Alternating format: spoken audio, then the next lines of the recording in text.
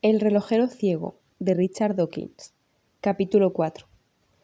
Trazar sendas a través del espacio animal. Como vimos en el capítulo 2, mucha gente encuentra difícil de creer que algo tan complejo y bien diseñado como un ojo, el ejemplo favorito de Paley, con tantas piezas funcionales engranadas entre sí, puede haberse originado a partir de unos comienzos insignificantes, mediante una serie de cambios graduales. Analicemos otra vez el problema a la luz de esta nueva intuición que nos han proporcionado las bioformas. Contestemos estas dos preguntas. 1. ¿Pudo el ojo humano haberse originado directamente a partir de la nada en una sola etapa? 2. ¿Pudo el ojo humano haberse originado directamente a partir de algo ligeramente diferente, algo que podríamos llamar X? La respuesta a la pregunta 1, ¿pudo el ojo humano haberse originado directamente a partir de la nada en una sola etapa?, es un no rotundo. Las probabilidades en contra de un sí como respuesta a ese tipo de preguntas son muchos miles de millones de veces mayores que el número de átomos del universo. Se necesitaría un salto gigantesco y tremendamente improbable a través del hiperespacio genético. La respuesta a la pregunta 2, ¿pudo el ojo humano haberse originado directamente a partir de algo ligeramente diferente, algo que podríamos llamar X? Es un sí igualmente claro, siempre que la diferencia entre el ojo moderno y su inmediato predecesor X sea lo suficientemente pequeña. En otras palabras, siempre que estén suficientemente cerca entre sí en el espacio que abarca todas las estructuras posibles. Si la respuesta a la pregunta 2 es un no, para una diferencia determinada, todo lo que tenemos que hacer es repetir la pregunta, utilizando una diferencia menor. Debemos continuar haciéndolo hasta que encontremos una diferencia lo suficientemente pequeña como para darnos un sí como respuesta. X se define como algo muy similar a un ojo humano, lo suficientemente similar al ojo humano como para que éste se hubiera podido originar en apariencia por una sola alteración de X. Si se tiene una imagen mental de X y se encuentra poco creíble que el ojo humano pudiera haberse originado directamente de él, significa que se ha escogido un X erróneo. Hay que hacer que la imagen mental de X sea progresivamente más similar a la de un ojo humano, hasta encontrar un X que parezca un precursor inmediato posible del mismo. Tiene que haber uno para cada persona, aunque su idea de lo que es posible pueda ser más o menos prudente que la mía. Ahora, después de haber encontrado un X tal que la respuesta a la pregunta 2 sea sí, apliquemos la misma cuestión al propio X. Por el mismo razonamiento, debemos llegar a la conclusión de que X pudo haberse originado en apariencia directamente mediante un solo cambio, a partir de algo apenas diferente, que podemos llamar X. Obviamente podemos seguir entonces la pista a X hasta encontrar algo ligeramente diferente, X, y así sucesivamente. Interponiendo una serie lo suficientemente grande de X, podemos hacer que el ojo humano se derive de algo no solo un poco, sino muy distinto de él mismo. Podemos caminar una gran distancia a través del espacio animal y nuestros movimientos serán creíbles siempre que demos pasos lo suficientemente pequeños. Estamos ahora en posición de contestar una tercera pregunta. 3. ¿Existe una serie continua de X que conecten el ojo humano actual con un estadio en el que todavía no existía el ojo? Me parece claro que la respuesta tiene que ser sí, siempre que nos permitamos una serie suficientemente grande de X. Podría pensarse que 1000X es una serie grande, pero si se necesitan más etapas para hacer una transición completa que sea creíble, simplemente habría que asumir la existencia de 10.000X, y si 10.000 no son suficientes, habría que pensar en 100.000, y así sucesivamente. El tiempo disponible impone, sin embargo, un límite a este juego, ya que solo puede haber un X por generación. En la práctica, la cuestión se resuelve por sí misma. ¿Ha pasado suficiente tiempo como para que hayan existido suficientes generaciones sucesivas?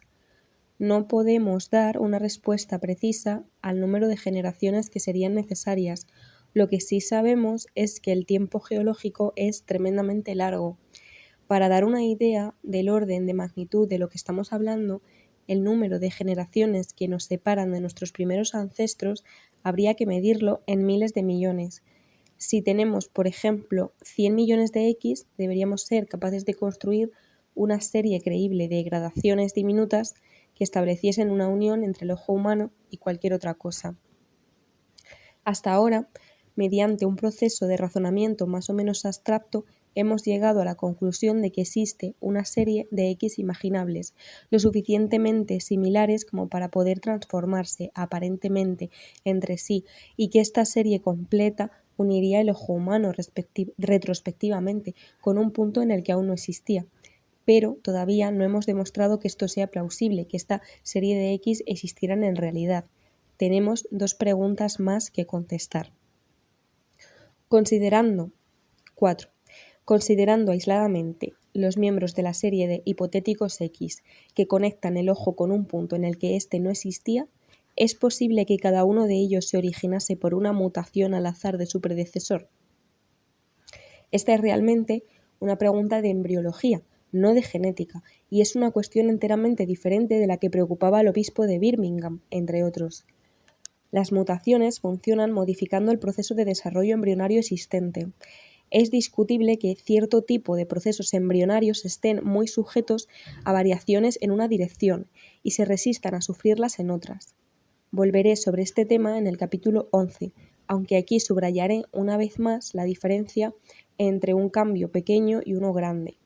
Cuanto más pequeño sea el cambio postulado y más pequeña sea la diferencia entre X y X, más posible será, desde un punto de vista embriológico, la mutación que nos preocupa. En el capítulo anterior vimos, sobre una base puramente estadística, que una mutación grande cualquiera es inherentemente menos probable que una pequeña. Por consiguiente, sea cual fuera el problema que pueda originar la pregunta 4, vemos que cuanto más pequeña hagamos la diferencia entre un X y un X determinados, más pequeño será este.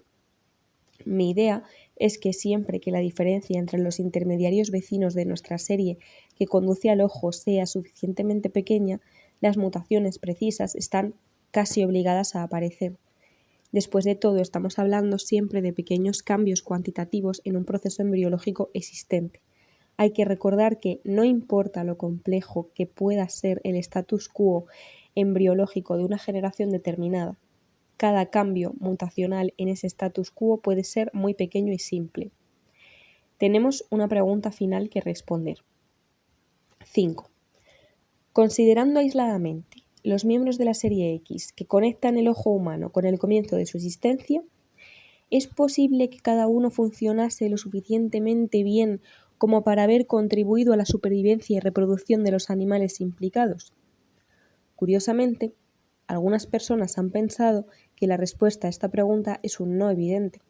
Por ejemplo, cito un párrafo del libro de Francis Hitchin, escrito en 1982, titulado El cuello de la jirafa o dónde se equivocó Darwin.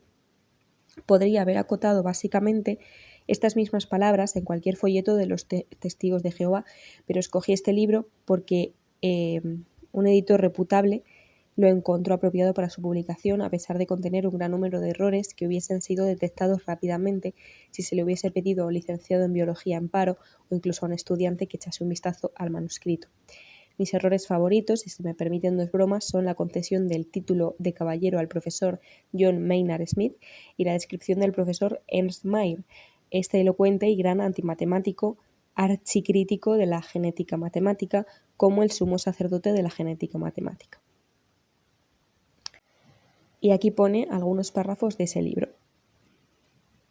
Esta es la cita que pone Dawkins. Para que el ojo funcione, tienen que producirse los siguientes pasos mínimos, perfectamente coordinados. Hay otros muchos que se producen simultáneamente, pero incluso una descripción muy simplificada resulta suficiente para señalar los problemas de la teoría de Darwin.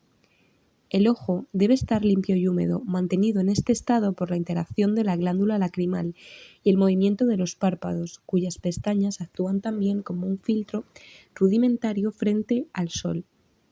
La luz pasa luego a través de una pequeña sección transparente de la capa protectora externa, la córnea, y continúa a través del cristalino, que la enfoca hacia la retina en la parte posterior. Aquí se producen reacciones fotoquímicas en 130 millones de conos y bastones que transforman la luz en impulsos eléctricos. Alrededor de 1.000 millones de estos impulsos son transmitidos cada segundo por mecanismos que no se comprenden en su totalidad, hasta el cerebro, que realiza las acciones apropiadas. Ahora bien, es bastante evidente que si la más ligera cosa no funciona en este trayecto, si la córnea está borrosa, o la pupila no se dilata, o el cristalino se torna opaco, o el enfoque no funciona, entonces no se formaría una imagen reconocible. El ojo funciona como un todo o no funciona. De manera que, ¿cómo pudo llegar a evolucionar mediante lentas, continuas e infinitamente pequeñas mejoras darwinianas? ¿Es realmente posible que se produzcan miles de mutaciones al azar de manera coincidente, de forma que el cristalino y la retina, que no pueden funcionar el uno sin el otro, evolucionaran sincronizados? ¿Qué valor puede tener para la supervivencia un ojo que no puede ver? Y ahora dice Dawkins: este notorio argumento se propone con mucha frecuencia, presumiblemente porque la gente quiere creer en su conclusión. Considerar la afirmación de que si la más ligera cosa no funciona, si el enfoque no funciona, no se forma una imagen reconocible. La probabilidad de que alguien esté leyendo estas palabras a través de unas gafas no puede estar más allá de 50-50. Quíteselas y mire a su alrededor. ¿Estaría usted de acuerdo con que no se forma una imagen que pueda reconocerse? Si es usted varón, las probabilidades son de 1 en 12 de que sea daltónico. Puede que también tenga astigmatismo. No es improbable que sin gafas su visión sea una mancha borrosa. Uno de los teóricos actuales más distinguidos en el campo de la evolución, aunque todavía no haya sido armado caballero, limpia sus gafas en tan raras ocasiones que probablemente solo pueda haber manchas borrosas, aunque parece llevarlo bastante bien, y según cuenta solía jugar un juego parecido al squash con monóculo. Si pierde sus gafas, puede ser que sus amigos se inquieten cuando no les reconozca en la calle, pero usted mismo se inquietaría más si alguien le dijese: como su vista no es ahora absolutamente perfecta, tiene que moverse con los ojos completamente cerrados hasta que encuentre de nuevo sus gafas. Esto, sin embargo, es lo que sugiere el autor del pasaje que he acotado. También afirma que el cristalismo y la retina no pueden trabajar el uno sin el otro. ¿Con qué autoridad? Alguien cercano a mí ha sufrido una operación de cataratas en ambos ojos. Como resultado, no tiene ninguno de los dos cristalinos. Sin gafas, no podría ni siquiera iniciar una jugada de tenis o apuntar con un rifle. Pero me asegura que se está mucho mejor con los ojos sin cristalino que sin ojos. Todavía puede decir cuándo va a chocar contra una pared o contra otra persona. Si fuese una criatura salvaje, podría utilizar los ojos sin cristalino para detectar la presencia de la silueta de un depredador y la dirección desde la que se aproxima. En un mundo primitivo, donde unas criaturas no tuviesen ojos y otras tuviesen ojos sin cristalino, estas últimas tendrían toda suerte de ventajas, y hay una serie continua de X, de forma que cada diminuta mejora en la agudeza de la imagen, desde la mancha que se desliza hasta la visión perfecta, aumenta en apariencia las posibilidades de supervivencia del organismo. El libro continúa citando a Stephen Jay Gould, el notorio paleontólogo de Harvard, diciendo: eludimos una excelente pregunta. ¿Qué ventaja tiene un 5% de un ojo? Arguyendo que el poseedor de una estructura tan incipiente no la utilizaría para ver. Sigue comentando Richard Dawkins. Un animal primitivo con un 5% de un ojo podría haberlo utilizado para alguna otra cosa distinta que para ver. Pero a mí me parece que existe la misma probabilidad de que lo utilizase para gozar de un 5% de visión. Y en realidad no pienso que esta sea una excelente pregunta. Una visión que es un 5% tan buena como la de otra persona o la mía tiene mucho valor, comparada con la falta total de visión. Igual que es mejor una visión de un 1% que la ceguera total, y el 6% es mejor que el 5%, el 7% mejor que el 6%, y así sucesivamente a lo largo de una serie gradual y continua. Esta clase de problemas preocupa a algunas personas interesadas en los animales que se protegen contra los depredadores mediante mimetismo. Los insectos con forma de ramita parecen ramitas y evitan así que los devoren los pájaros. Los insectos con forma de hoja parecen hojas. Muchas especies comestibles de mariposas mejoran su protección asemejándose a otras especies nocivas o venenosas. Estos parecidos son mucho más impresionantes que el de las nubes con las comadrejas. En muchos casos son más impresionantes que el parecido de mis insectos con los insectos reales. Los insectos reales, después de todo, tienen 6 patas, no 8. La selección natural real ha tenido, sin embargo, 1.000.000 de veces más generaciones de las que yo he tenido para perfeccionar el parecido.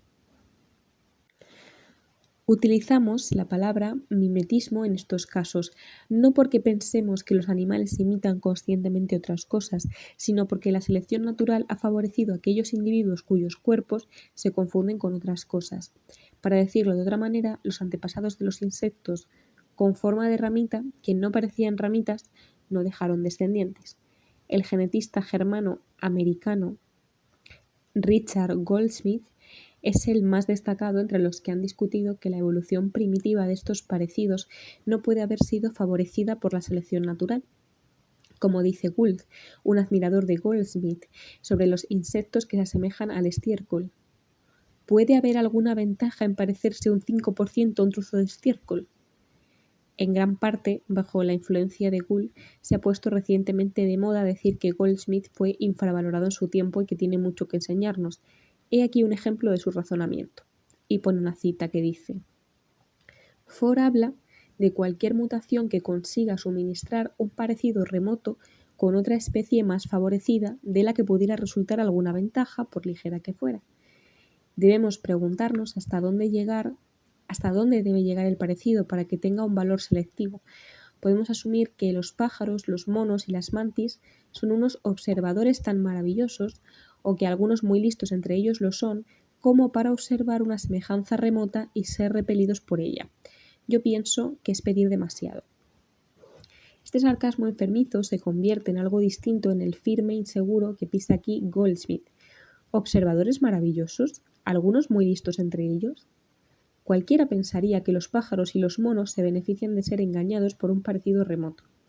Goldsmith podría haber dicho: ¿podemos realmente asumir que los pájaros, etc., son tan poco observadores o que algunos muy estúpidos entre ellos lo son? Sin embargo, aquí se encierra un verdadero dilema. La semejanza inicial del antepasado del insecto ramita con una ramita debe haber sido muy remota. Un pájaro tendría que tener una visión extremadamente mala para ser engañado por él. Aún así, la semejanza de un insecto ramita moderno con una ramita es francamente buena, hasta detalles tan finos como un brote falso o un nervio de una hoja.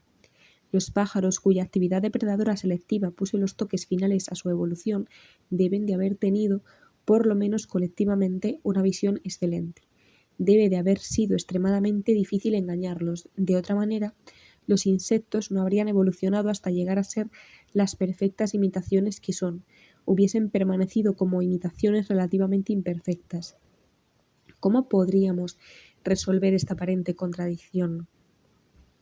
Un tipo de respuesta sugiere que la visión del pájaro habría ido mejorando durante el mismo intervalo de tiempo evolucionario, de igual manera que el camuflaje del insecto. Quizá, siendo un poco bromista, un antepasado de los insectos que se pareciese solo un 5% a un excremento habría engañado a un pájaro con solo un 5% de visión. Pero no es esta la clase de respuesta que quiero dar.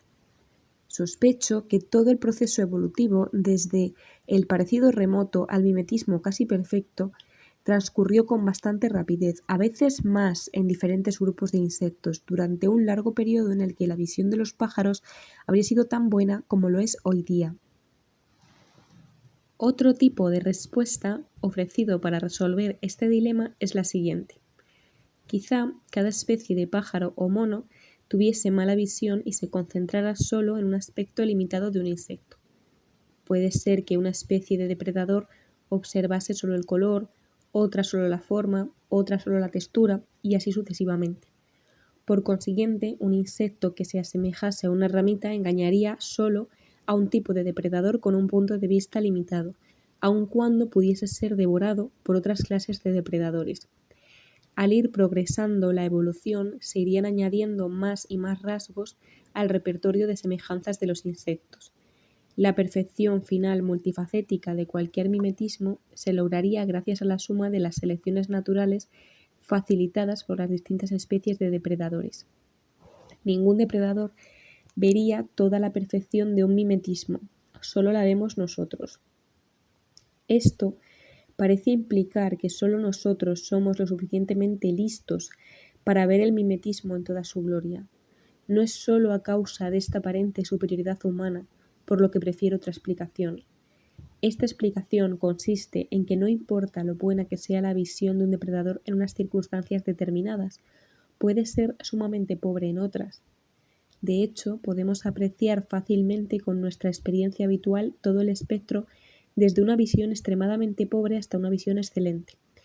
Si miro un insecto con forma de ramita, situado 12 centímetros delante de mi nariz en un día luminoso, no me engañaría. Podría observar las largas patas moviéndose cerca de la línea del tronco. Podría descubrir una simetría artificial que no tiene una ramita real. Pero si con los mismos ojos y el mismo cerebro estoy paseando por un bosque al anochecer, probablemente no lograría distinguir ningún insecto de color oscuro de las ramitas que abundan por todas partes. O puede que la imagen del insecto se reflejase en el borde de mi retina, en lugar de hacerlo en la zona central, más aguda. O también que el insecto estuviese a unos 50 metros de distancia y por lo tanto representase una diminuta imagen en mi retina. O que hubiese tan poca luz que difícilmente pudiera ver algo. De hecho, no importa lo remoto o escaso que sea el parecido de un insecto con una rama, tiene que haber poca iluminación o estar a cierta distancia del ojo o existir cierto grado de distracción en la atención del depredador para que una buena visión resulte confundida por una semejanza remota.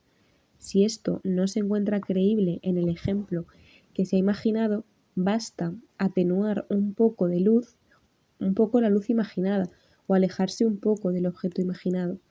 Lo esencial es que muchas veces un insecto se salva teniendo un parecido extremadamente ligero con una ramita, una hoja o un trozo de estiércol caído, en ocasiones porque estaba lejos del depredador, o porque el depredador le estaba mirando en la oscuridad, o a través de la niebla, o mientras estaba distraído con una hembra receptiva. Y otras muchas veces se salva quizá del mismo depredador debido a su misterioso parecido con una ramita, cuando el depredador lo estaba mirando desde cerca y con buena luz. Lo importante sobre la intensidad de luz, la distancia entre el insecto y el depredador, la distancia entre la imagen y el centro de la retina y otras variables similares es que todas son variables continuas. Varían insensiblemente a lo largo de todo un intervalo que va desde el extremo de la invisibilidad al extremo de la visibilidad. Estas variables continuas fomentan una evolución gradual y continua. El problema de Richard Goldschmidt parte de un conjunto que le hizo recurrir durante la mayor parte de su vida profesional a la creencia extrema de que la evolución da grandes saltos en lugar de pequeños pasos. Resulta que no es un problema después de todo. Incidentalmente, también hemos demostrado una vez más que un 5% de visión es mejor que nada. La calidad de mi visión justo en el borde de mi retina es probable que tenga incluso menos del 5% de la calidad del centro de mi retina, cualquiera que sea la forma en que se mida esta calidad, y aún así puedo detectar la presencia de un gran camión o un autobús con el rabillo del ojo. Puesto que conduzco una bicicleta para ir a trabajar todos los días, es bastante probable que este hecho haya salvado mi vida más de una vez. Observo la diferencia en aquellas ocasiones en las que llueve o en las que llevo puesto el sombrero. La calidad de nuestra visión en una noche oscura debe ser mucho menor que el 5% de lo que lo es a mediodía. Y sin embargo, muchos de nuestros antepasados se salvaron gracias a que vieron algo realmente importante, quizá un tigre de dientes de sable o un precipicio en medio de la noche. Todos sabemos, por experiencia personal, que en las noches oscuras hay una serie insensiblemente continua de gradaciones que van desde una ceguera total hasta una visión perfecta, y que cada escalón a lo largo de esa serie otorga unos beneficios significativos. Una visión del mundo a través de unos binoculares enfocados y desenfocados de manera progresiva puede convencernos rápidamente de que hay una serie gradual de calidades en el enfoque, siendo cada paso de esta serie una mejora sobre la anterior. Al girar progresivamente el mando de color de una televisión, podemos convencernos de que hay una serie gradual de mejoras progresivas desde el blanco y negro hasta la visión total en color. El diafragma del iris, que abre y cierra la pupila, evita que quedemos deslumbrados por una luz brillante, al mismo tiempo que nos permite ver con una luz oscura. Todos hemos experimentado lo que es no tener diafragma en el iris cuando quedamos deslumbrados momentáneamente por las luces delanteras de un coche que se aproxima. Aunque este deslumbramiento pueda ser desagradable e incluso peligroso, no significa que el ojo haya dejado de trabajar. La afirmación de que el ojo funciona como un todo o no funciona resulta que es no solo falsa, sino patentemente falsa para cualquiera que piense durante 2 segundos en su experiencia personal. Volvamos a la pregunta 5. Considerando todos los miembros de la serie X que conectan el ojo humano con la nada, ¿es posible que cada uno de ellos funcionase lo suficientemente bien como para contribuir a la supervivencia y reproducción de los animales implicados? Hemos visto la estupidez de la suposición antievolucionista de que la respuesta es un no obvio, pero ¿es un sí? Resulta menos obvio, pero pienso que lo es. No solo está claro que una parte del ojo es mejor que nada, también es posible encontrar una serie de estadios intermedios potenciales entre los animales modernos. Esto no significa, por supuesto, que estos estadios intermedios modernos representen estadios ancestrales, pero sirve para demostrar que los diseños intermedios pueden funcionar. Algunos animales unicelulares tienen un punto sensible a la luz con una pequeña pantalla pigmentada en su parte posterior. La pantalla les protege de la luz que viene en un sentido, lo que les da una idea de dónde procede. Entre los animales multicelulares, varias clases de gusanos y algunos moluscos tienen una estructura similar, aunque las células fotosensibles tapizadas con un pigmento estén aquí localizadas en una pequeña depresión. Esto les da una capacidad mayor de direccionamiento, ya que cada célula está protegida selectivamente de los rayos de luz que penetran en la depresión por su lado. En esta serie continua que va desde la zona plana de células fotosensibles, pasando por la depresión poco profunda hasta la evaginación profunda, cada escalón en la serie, sea pequeño o grande, debe constituir una mejora. Ahora, si tenemos una evaginación muy profunda y cerramos los bordes, tendremos una cámara oscura. Existe una serie gradual continua que va desde la depresión poco profunda hasta una cámara oscura. Véanse como ilustración las primeras 7 generaciones de la serie evolutiva de una figura. Una cámara oscura forma una imagen definida, más nítida, pero más oscura, cuanto más pequeño es el agujero, y más brillante, pero más borrosa cuanto más grande.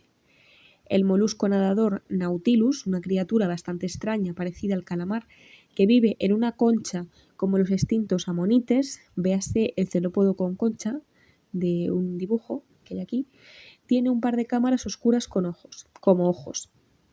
El ojo tiene básicamente la misma forma que el nuestro, pero no tiene cristalino y la pupila es un agujero que deja entrar el agua del mar en el interior del ojo hueco. Realmente el Nautilus es un rompecabezas. ¿Por qué durante los cientos de millones de años desde que evolucionó la cámara oscura en sus antepasados no descubrió nunca el principio del cristalino? La ventaja del cristalino es que permite que la imagen sea brillante y nítida a la vez. Lo preocupante sobre el Nautilus es que la calidad de su retina sugiere que se beneficiaría realmente en gran medida y de manera inmediata si tuviese un cristalino. Es como un sistema de alta fidelidad con un amplificador excelente, alimentado por un gramófono con la aguja despuntada. El sistema está pidiendo a gritos un cambio determinado muy simple. En el hiperespacio genético, el Nautilus parece estar sentado muy cerca de una mejora obvia e inmediata, pero no acomete este pequeño paso necesario. ¿Por qué no? Mitchell Land, de la Universidad de Sussex, nuestra primera autoridad en ojos de invertebrados, está muy interesado en este tema, y yo también. ¿Es que no pueden originarse las mutaciones necesarias dada la forma en que se desarrollan los embriones de Nautilus? No quiero creerlo, pero no encuentro una explicación mejor. Por lo menos el Nautilus dramatiza el punto de que un ojo sin cristalino es mejor que nada. Cuando se tiene una vesícula por ojo, cualquier material ligeramente convexo, transparente o incluso translúcido colocado sobre su apertura constituiría una mejora a causa de sus propiedades similares a la de las lentes. Recoge la luz que incide sobre su área y la concentra sobre un área más pequeña en la retina. Una vez presente este tipo de protolente rudimentaria, se produce una serie continua de mejoras graduales que la engrosan y la hacen más transparente y menos distorsionante, culminando en lo que todos reconoceríamos como un verdadero cristalino. Los parientes del Nautilus, los calamares y los pulpos, tienen cristalinos verdaderos, muy similares a los nuestros, aunque en sus antepasados tuvo lugar una evolución del principio de la cámara oscura, completamente independiente de la nuestra. Mitchell Land considera que hay 9 principios básicos utilizados por los ojos en la formación de imágenes y que muchos de ellos han evolucionado la mayoría de las veces de forma independiente. Por ejemplo, el principio del espejo curvo, que es radicalmente diferente de nuestra cámara ocular, lo utilizamos en los radiotelescopios y también en nuestros telescopios más grandes, porque es más fácil hacer un espejo grande que una lente grande. Ha sido inventado independientemente por varios moluscos y crustáceos. Otros crustáceos tienen ojos compuestos, como los insectos, en realidad un acúmulo de ojos diminutos, mientras otros, a su vez, como hemos visto, tienen una cámara ocular con lentes como la nuestra o simplemente una cámara oscura. Para cada uno de estos modelos de ojo existen estadios que se corresponden con los estadios intermedios evolutivos que funcionan como ojos en otros animales modernos. La propaganda antievolucionista está llena de supuestos ejemplos de sistemas complejos que probablemente no podrían haber pasado a través de una serie gradual de estadios intermedios. Esto solo constituye, con frecuencia, otro caso más del patético argumento de la incredulidad personal que encontramos en el capítulo 2. Inmediatamente después de la sección sobre el ojo, The Neck of the Giraffe, continúa la exposición con el ejemplo del escarabajo bombardero, el cual, y aquí pone una cita textual, lanza a la cara de sus enemigos un chorro de una mezcla letal de hidroquinona y peróxido de hidrógeno. Estas dos sustancias químicas, cuando se mezclan, explotan, así que para almacenarlas dentro del cuerpo, el escarabajo bombardero consiguió producir durante su evolución inhibidores químicos que los tornan indefensos. En el momento en que el escarabajo lanza el chorro de líquido fuera de su cola, se añade un antiinhibidor que hace que la mezcla sea de nuevo explosiva. La cadena de sucesos que han conducido a la evolución de esta clase de complejidad, la coordinación sutil de este proceso, está más allá de una explicación biológica sobre la base de cambios hechos paso a paso. La más ligera alteración en el balance químico daría como resultado inmediato una estirpe de escarabajos explosivos. Dice Dawkins: un colega bioquímico me ha facilitado amablemente una botella de peróxido de hidrógeno y la suficiente hidroquinona como para 50 escarabajos bombarderos. Estoy a punto de mezclar las dos sustancias. De acuerdo con lo expresado anteriormente, explotarán en mi cara. Allá vamos. Bien, aquí estoy todavía. Mezclé el peróxido de hidrógeno con la hidroquinona y no sucedió absolutamente nada. Ni siquiera se calentó la mezcla. Por supuesto sabía que pasaría esto. No soy un temerario. La afirmación de que estas dos sustancias químicas explotan cuando se mezclan es simplemente falsa, aunque se repita de forma regular en la literatura creacionista. Si existe alguna curiosidad sobre esta faceta del escarabajo bombardero, dicho sea de paso, lo que sucede es lo que sigue. Es cierto que lanza sobre sus enemigos un chorro de una mezcla muy caliente de peróxido de hidrógeno e hidroquinona, pero ambos no reaccionarán violentamente a menos que se añada un catalizador. Esto es lo que hace el escarabajo bombardero. En lo que se refiere a los precursores evolutivos del sistema, tanto el peróxido de hidrógeno como varias clases de hidroquinonas se utilizan con otros fines bioquímicos en el organismo. Los antepasados del escarabajo bombardero simplemente ejercieron presión sobre diferentes sustancias químicas que ya estaban presentes. Así es como trabaja la evolución con frecuencia. En la misma página del libro donde se describe el pasaje del escarabajo bombardero figura la pregunta: ¿qué utilidad tendría medio pulmón? La selección natural eliminaría con seguridad a las criaturas con tales rarezas en lugar de preservarlas. En un ser humano adulto sano, cada pulmón está dividido en unos 300 millones de cámaras diminutas, situadas en los extremos de un sistema de tubos ramificados. La arquitectura de estos tubos se asemeja al árbol de bioformas de la parte inferior de un dibujo que hay aquí. En este árbol, el número de ramificaciones sucesivas, determinado por el gen 9, es de 8, y el número de puntas de ramitas es de 2 elevado a 8, o sea, 256. Según se va recorriendo la página hacia abajo, el número de puntas de ramitas se duplica sucesivamente. Con el fin de obtener 300 millones de puntas de ramitas, solo serían necesarias 29 duplicaciones sucesivas. Obsérvese que hay una gradación continua desde la cámara única hasta los 300 millones de cámaras diminutas y que cada escalón en la gradación viene definido por otra bifurcación ramificada. Esta transición puede realizarse con 29 ramificaciones que podemos imaginar ingenuamente como un paseo sublime de 29 pasos a través del espacio genético. El resultado de todas estas ramificaciones es que el área de la superficie interna de cada pulmón es mayor que 60 metros cuadrados. El área es una variable importante para el pulmón, ya que determina el ritmo al que puede entrar el oxígeno y salir el dióxido de carbono de desecho. Ahora bien, lo importante sobre el área es que es una variable continua. El área no es algo que se tiene o no se tiene, es algo de lo que uno puede tener un poco más o un poco menos. Se presta más que otras muchas cosas a un cambio gradual a lo largo de todo un rango que va desde 0 hasta 60 metros cuadrados. Hoy día, muchos pacientes intervenidos quirúrgicamente viven con un solo pulmón y algunos han sufrido una reducción de hasta 1/3 del área normal de un pulmón. Pueden pasear, aunque no muy lejos o muy rápido. Este es el punto. El efecto de la reducción gradual del área pulmonar no tiene un efecto absoluto de todo o nada sobre la supervivencia. Es un efecto gradual que muestra una variación continua sobre la distancia que se puede recorrer paseando o la rapidez. Un efecto gradual que muestra una variación continua, por supuesto, sobre la expectativa de vida.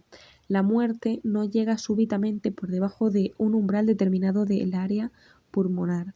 Se va haciendo gradualmente más probable cuando el área pulmonar se reduce por debajo de un nivel óptimo y también cuando aumenta por encima del nivel óptimo por diversas razones en conexión con un mal aprovechamiento económico. El primero de nuestros antepasados que desarrolló pulmones vivía casi con certeza en el agua. Podemos hacernos una idea de cómo sería su respiración observando los peces actuales. La mayoría de estos peces respiran dentro del agua a través de branquias, pero muchas especies que viven en aguas sucias, cenagosas, complementan esta respiración aspirando aire en la superficie. Utilizan la cavidad interna de la boca como una especie de pulmón primitivo, protopulmón, muy rudimentario, y esta cavidad se agranda a veces formando una bolsa respiratoria rica en vasos sanguíneos. Como hemos visto, no hay problema en imaginarse una serie de X continuos que conecten un saco único con un conjunto ramificado de 300 millones de sacos, como sucede en el pulmón humano en la actualidad.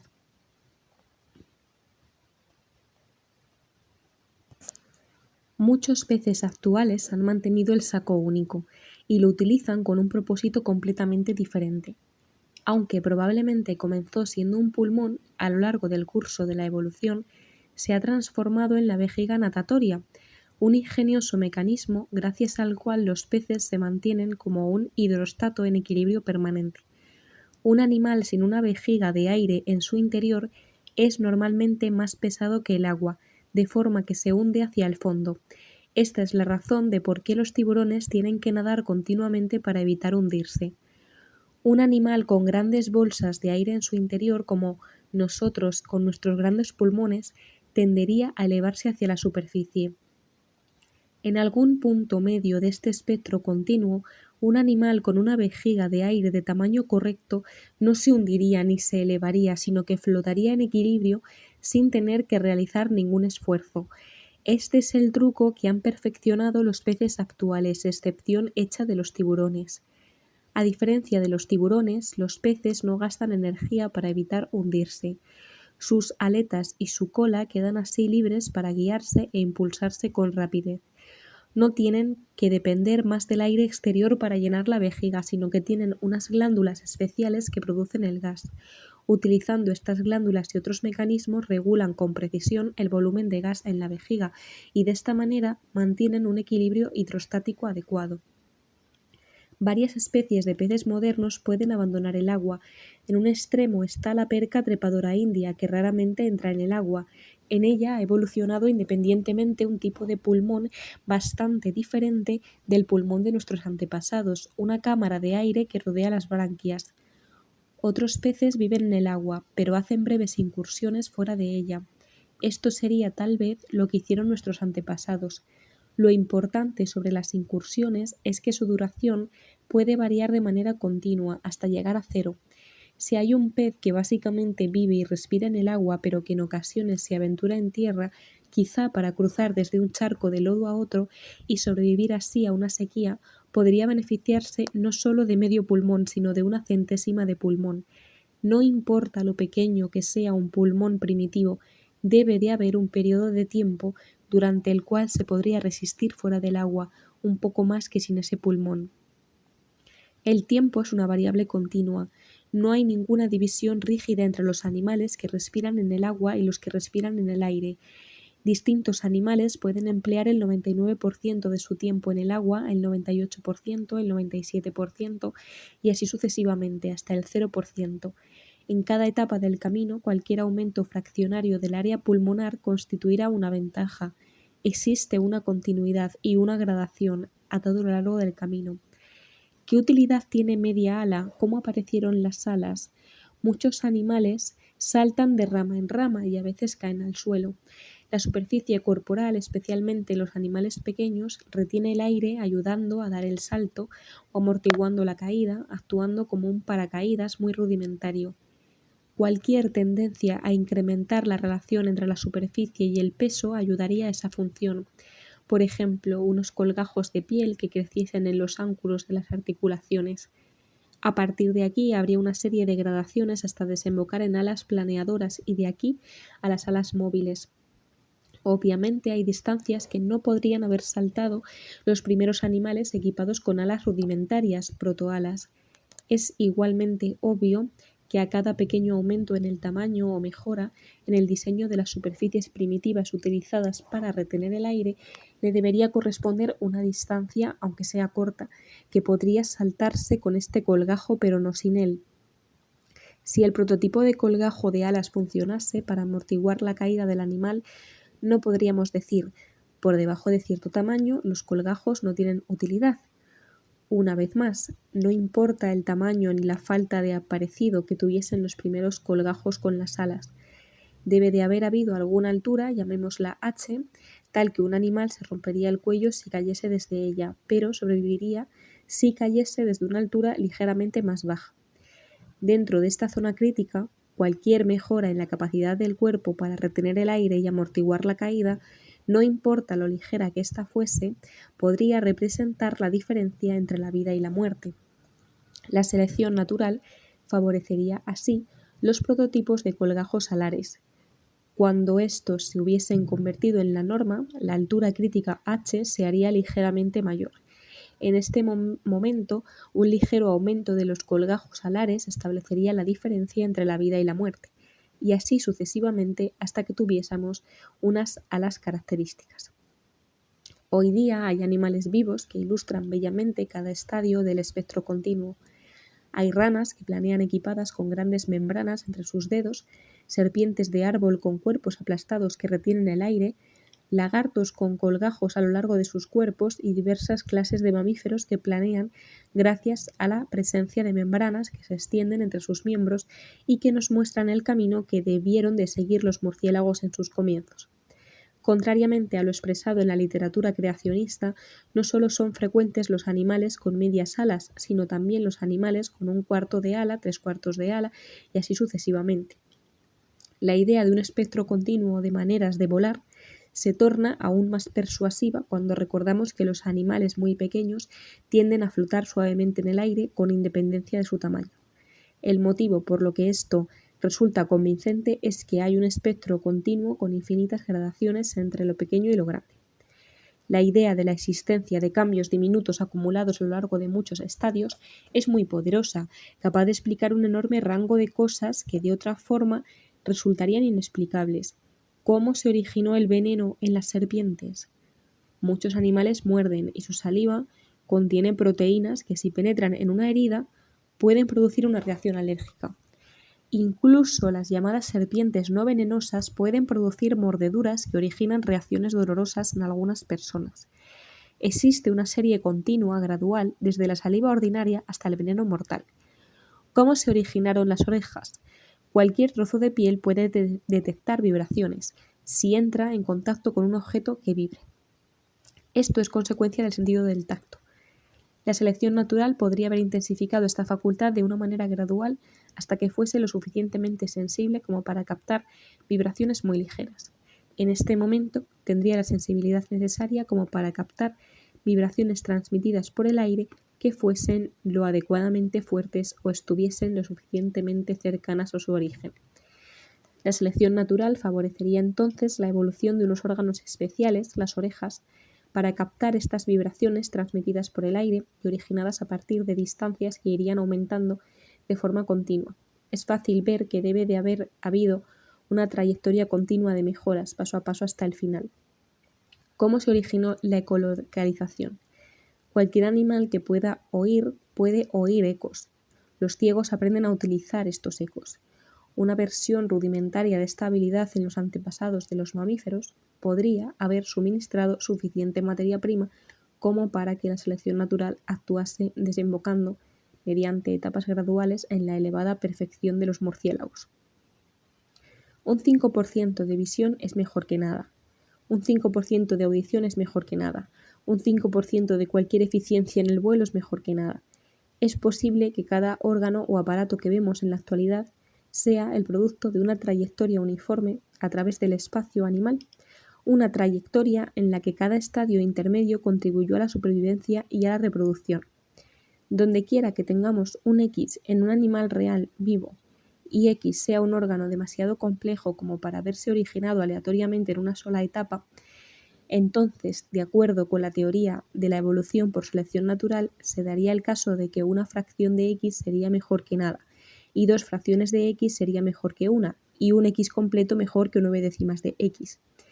No encuentro problema alguno en aceptar que estas afirmaciones sean ciertas en el caso de los ojos, las orejas, incluyendo las orejas de los murciélagos, las alas, los insectos que se camuflan o muestran algún mimetismo, las mandíbulas de las serpientes, los aguijones, los hábitos de los cuclillos y el resto de los ejemplos mostrados por la propaganda antievolucionista. No hay duda de que puedan concebirse muchos X en los que estas afirmaciones no serían ciertas, muchas vías evolutivas en las que los estadios intermedios no serían mejores que sus predecesores, pero estos X no se encuentran en el mundo real. Darwin escribió en El origen de las especies: si pudiese demostrarse que ha existido algún órgano que no hubiese podido formarse por una sucesión de ligeras modificaciones, mi teoría se vendría abajo. 125 años después, sabemos mucho más sobre animales y plantas que Darwin, y todavía no conozco ningún caso de un órgano complejo que no hubiese podido ser formado por una sucesión de ligeras modificaciones. No creo que llegue a encontrarse. Si existe, tendría que ser un órgano realmente complejo, y como veremos en capítulos posteriores, hay que ser muy sofisticado en lo que se refiere al significado de ligeras modificaciones para creer en el darwinismo. Algunas veces, la historia gradual de los estadios intermedios está escrita claramente en la forma que tienen los animales actuales, incluso en forma de francas imperfecciones en el diseño final. Stephen Gould, en su excelente ensayo El pulgar del panda, insiste en que la evolución puede defenderse con más fuerza con la evidencia, que supone la descripción de las imperfecciones que con la evidencia de la perfección. Pondré solo 2 ejemplos. Los peces que viven en el fondo del mar se benefician al ser planos y navegar ayudados por su forma. Hay 2 clases de peces planos muy distintos que viven en el fondo del mar, en los que la forma plana ha evolucionado de manera bastante diferente. Las mantas y las rayas, parientes de los tiburones, se han ido aplanando, siguiendo lo que podríamos llamar el camino obvio. Sus cuerpos han producido excrescencias laterales en forma de grandes alas. Son como tiburones a los que hubiese pasado por encima de una pisonadora de vapor, dejándolos simétricos y bien ordenados en sentido vertical. La acedía, el lenguado, el hipogloso y sus parientes se han aplanado de una manera diferente.